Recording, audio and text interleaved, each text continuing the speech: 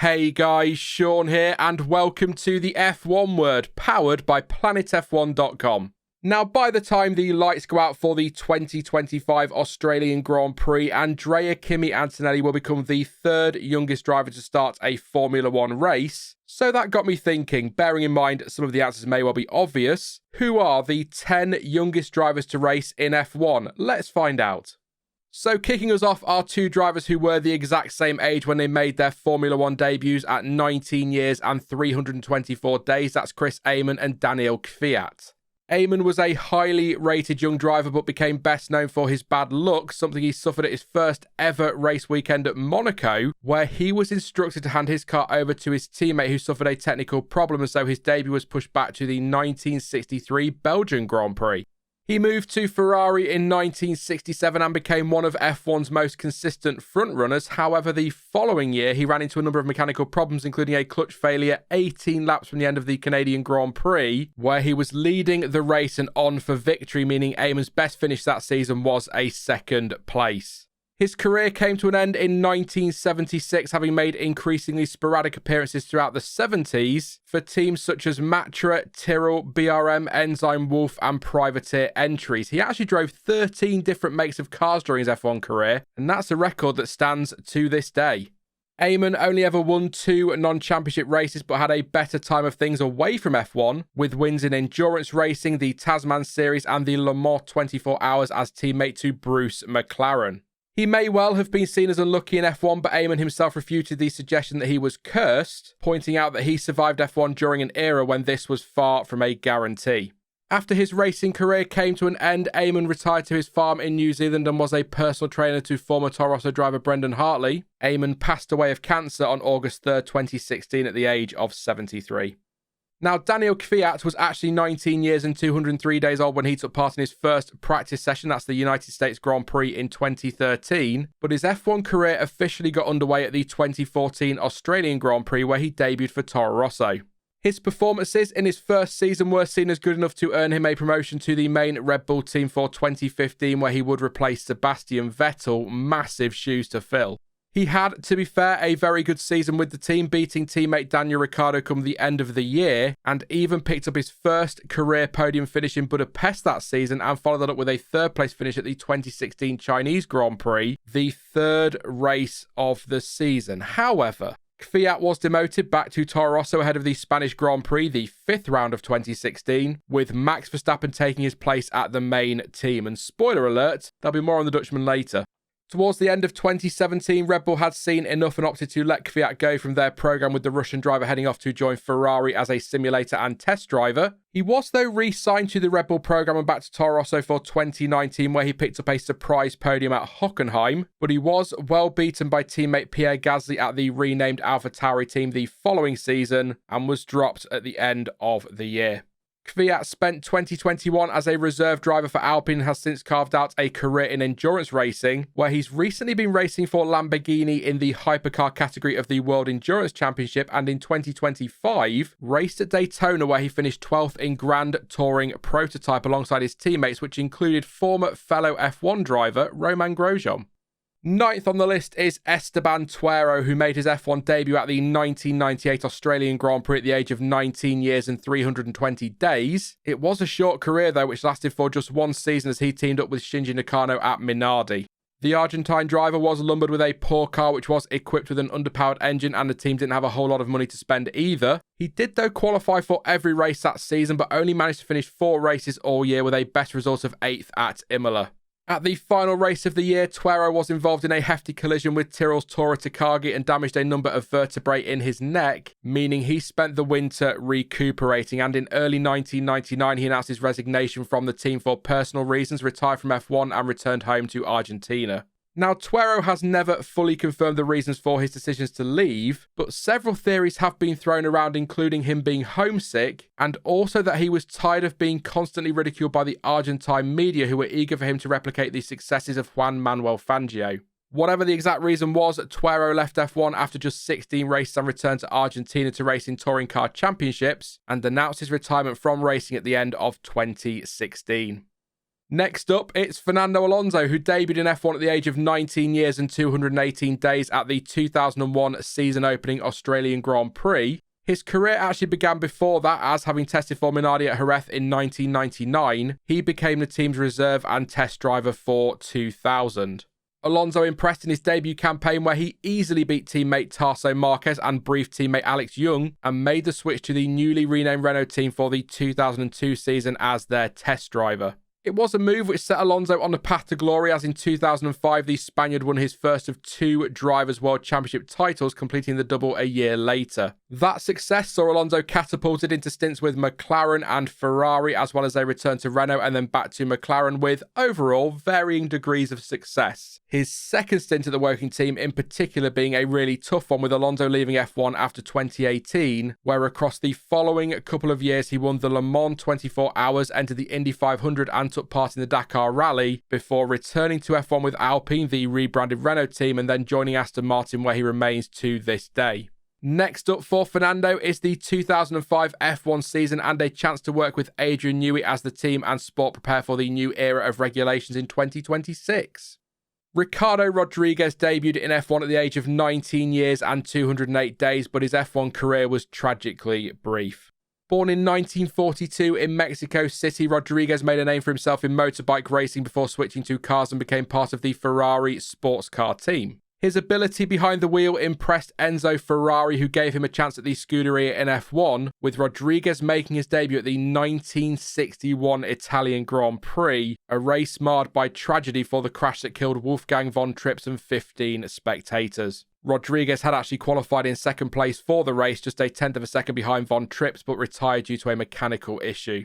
Rodriguez concentrated on sports cars for most of 1961 and moved to Ferrari in 1962, driving the Ferrari 156 whenever called upon to join the lineup. He finished second at the non-championship Pau Grand Prix and 4th and 6th at the Belgian and German Grand Prix, respectively. However, tragedy struck at Rodriguez's home race in Mexico.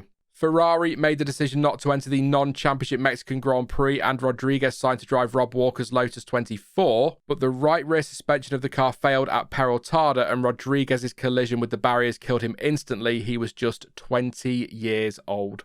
Today, Rodriguez and his older brother Pedro, who was killed in a crash racing at the Norris Ring in 1971, are remembered at the track where Ricardo lost his life, which was renamed the Autodromo M. Menes Rodriguez in their honour. New Zealand's Mike Thackwell was 19 years and 182 days old when he made his first F1 start, but he actually debuted at the 1980 Dutch Grand Prix for Arrows, where he failed to qualify. His first start came a few weeks later in Canada, where Tyrrell gave him a chance to go racing and make him officially the then youngest driver ever to start a Grand Prix, a record which wouldn't be beaten for almost 2 decades. More on that shortly.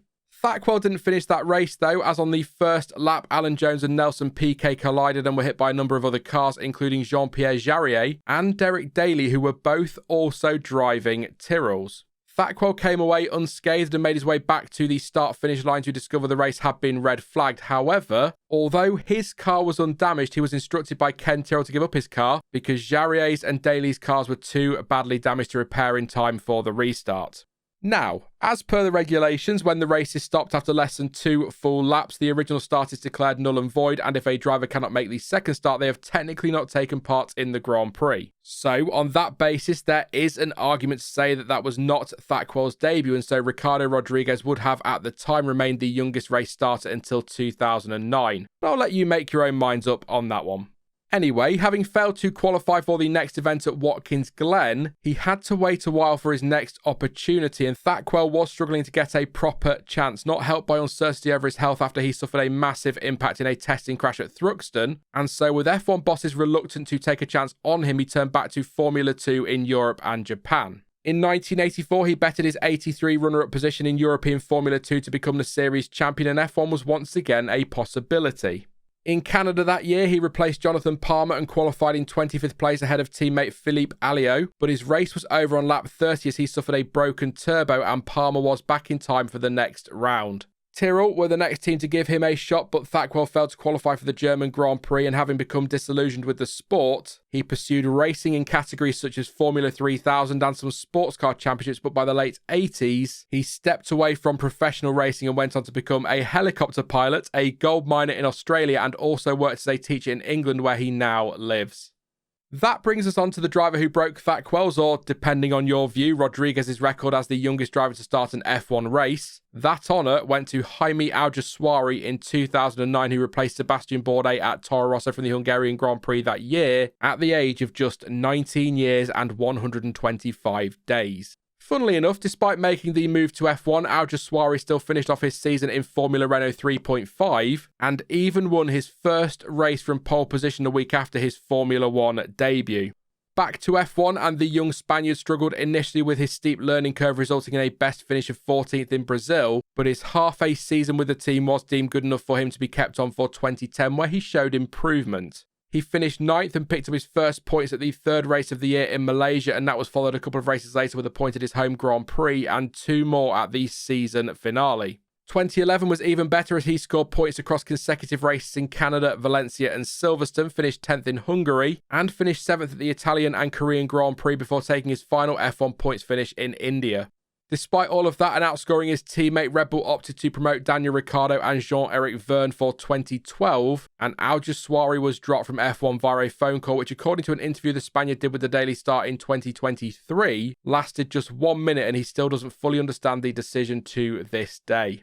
Alguersuari briefly switched to Formula E but would miss the final 2 rounds of the 2015 season due to a health issue, which caused him to faint at the end of the Moscow E-Prix, and shortly after, he announced his retirement and went on to concentrate on his career as a DJ and music producer, where he is now known as Squire.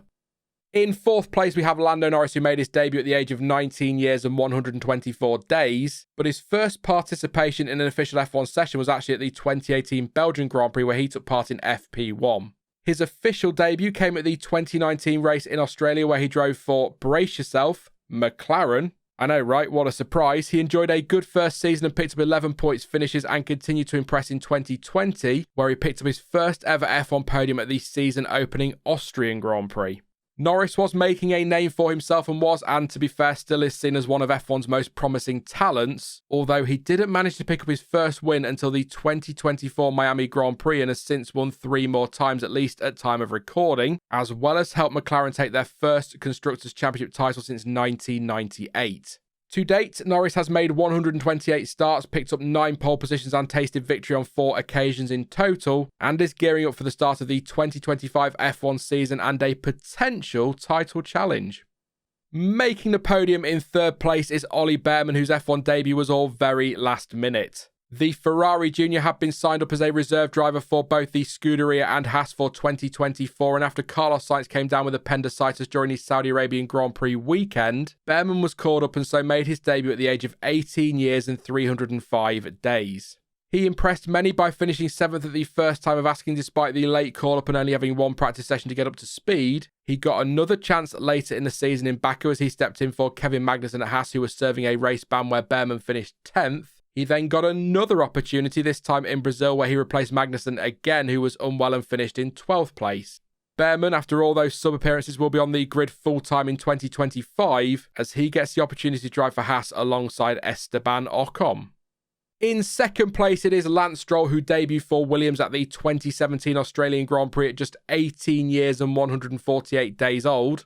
It wasn't a great start to his time in F1 as he retired from the opening 3 races of his first season, but he did go on to finish 3rd at the Azerbaijan Grand Prix later that year, and he showed improvement as the season went on. However, 2018 was a tougher year as he managed just 2 points finishes all season before he moved to Racing Point for the 2019 season. That's the former Force India team bought by father Lawrence Stroll. He made it back to the podium twice in 2020 and got his first and to date only pole position at the Turkish Grand Prix that same year. The team was rebranded Aston Martin from 2021 and he has remained there ever since, teaming up with the likes of Sebastian Vettel and Fernando Alonso, and will spend 2025 at the team once again, joined by the Spaniard.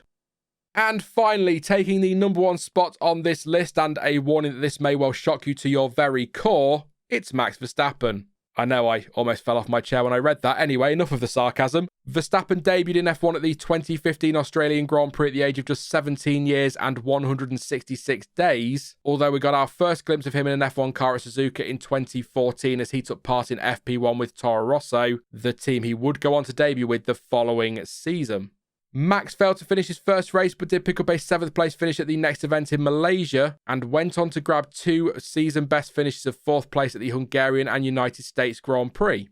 In 2016, having scored at 3 of the opening 4 races, the Dutchman was promoted to Red Bull where he took Daniel Kvyat's seat alongside Daniel Ricciardo, Verstappen actually winning his first race with the team in Barcelona. He has since gone on to win 4 back-to-back Drivers' Championship titles between 2021 and 2024, picked up 40 pole positions, 63 wins and 112 podiums. Also, given the age he debuted at and his talent, it will come as little surprise to hear that he holds most of the youngest driver records, including the youngest driver to score points, the youngest driver to win a race, the youngest driver to finish on the podium, the youngest driver to score a fastest lap, and etc. You get the idea with that. When he debuted, though, Verstappen's age caused a stir in the F1 paddock and resulted in the FIA introducing a new rule aimed at keeping drivers out of the sport until they turned 18. That means that unless somebody gets special dispensation from the governing body, most of those records should stand for a long time, and his place at the top of this list isn't under threat anytime soon. As of today, the reigning world champion is still at Red Bull and is getting ready to go for title number 5 in 2025. That is it for this one then, but have any of the names on this list surprised you, and which of the drivers featured impressed you the most when they debuted? You can let me know your thoughts in the comment section down below, and for the latest news, reaction and analysis from the world of Formula One, head on over to planetf1.com. But as ever, thank you for watching. I've been Sean, this has been the F1 Word, and until next time, goodbye.